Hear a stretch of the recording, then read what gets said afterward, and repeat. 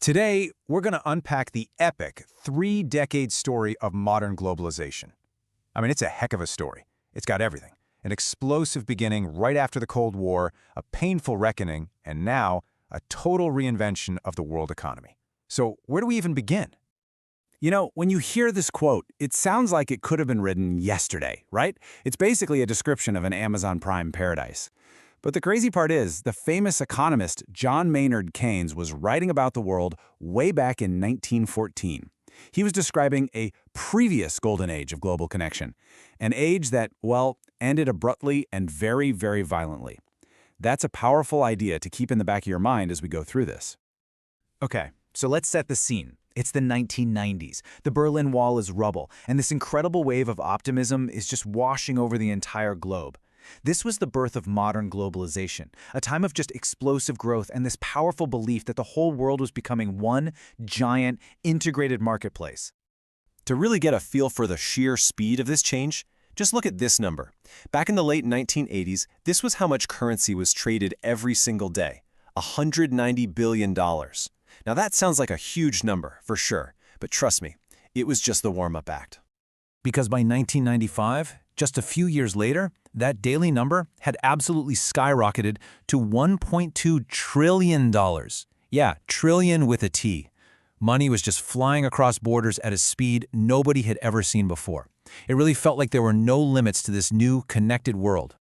So you have to ask, what was the big idea driving all this? Well, the intellectual engine behind it all was this deceptively simple theory from way back in the 19th century called comparative advantage. The core idea isn't that you have to be the absolute best at making something. It's simpler. It's that everyone wins if each country just focuses on what it's relatively good at. You play to your strengths. Okay, so let's make this super clear. Check out this table. You've got West and East.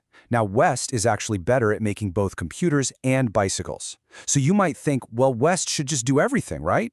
But look closer. West's real superpower is making computers. East, on the other hand, is relatively better at making bicycles. So if West goes all in on computers and East focuses on bikes, and then they trade, the total amount of everything goes up. The pie gets bigger for everyone. That was the promise. Trade wasn't a zero-sum game. But, okay, let's pump the brakes for a second. Here's a little reality check. Even back then, at the absolute peak of all this optimism, the idea of a perfectly flat world wasn't quite true. Turns out most investment was still being financed at home. Money wasn't flowing quite as freely as you'd think from the headlines. It was a little hint that maybe the foundations of this new world weren't as solid as they looked. And those little cracks, well, they were about to turn into massive fault lines. This brings us to Act 2, the reckoning. That early, dizzying optimism was about to run headfirst into a series of brutal shocks, and the whole idea of globalization came under serious attack. You can almost pinpoint the moment the mood started to shift. It was 2006, with the collapse of these huge global trade talks. It was a big deal because for the first time in decades, the political will to just keep pushing for more free trade, it just evaporated. The global consensus was breaking apart. And after that, it felt like the hits just kept on coming. The 2008 financial crisis was a massive body blow.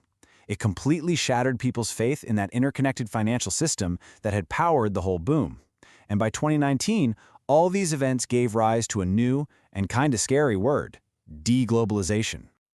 And deglobalization is pretty much exactly what it sounds like. For the first time in modern memory, all the things we used to measure globalization, trade, investment, capital flows, they were all going in reverse.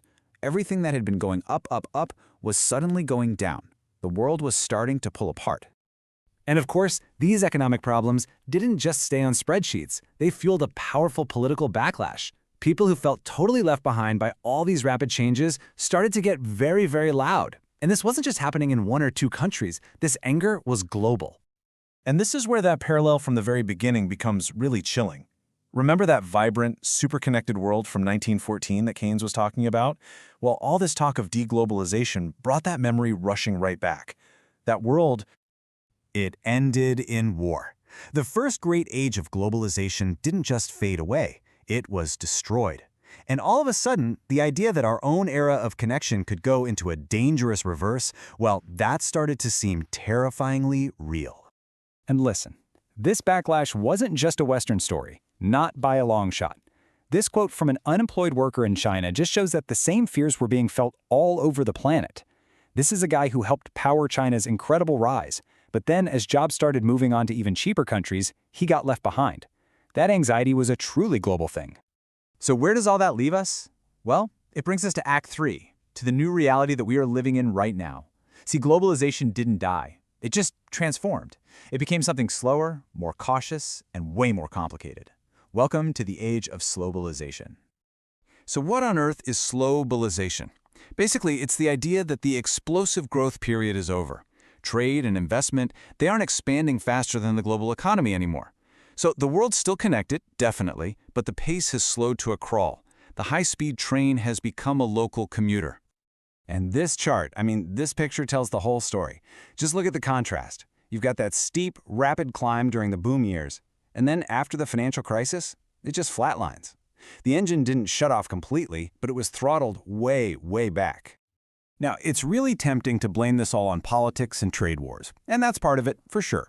But there were deeper things going on. The easy wins, like making shipping cheaper, were mostly gone. And big companies started realizing, hey, maybe having our supply chain stretched all the way across the planet has some hidden risks. On top of that, China started making more of its own stuff instead of just assembling parts from other places. And if all that wasn't enough, another layer got added to this, and it's a really big one. The global economy started to fracture along geopolitical lines. We're moving away from that idea of one single system and towards a world of competing economic teams. These numbers just show you how huge this shift has been. At the end of the Cold War, the world's non-democratic nations were a pretty small slice of the global economy. Today, their share of global GDP has more than doubled. Their share of the world's biggest companies has jumped from just 3% to 30%. This isn't a small adjustment, it's a fundamental rebalancing of global power. And this visual just hammers the point home. The autocratic world now makes up over a third of the entire global economy. The West is no longer the only game in town, not even close. We are living in a bipolar economic world, and that's a reality that would have been totally unthinkable back in the 90s. So this is where our story leaves us for now. I think what it shows is that globalization was never some unstoppable force of nature. It was always a man-made system, a fragile one that's constantly being reshaped. We started with that parallel to the first golden age, an interconnected world that ended in the catastrophe of World War I. And today, we find ourselves in another era where the global system is fracturing into rival camps. It leaves us with a really unsettling question. As our world divides again, can we avoid repeating the mistakes of the past? Will this time be any different?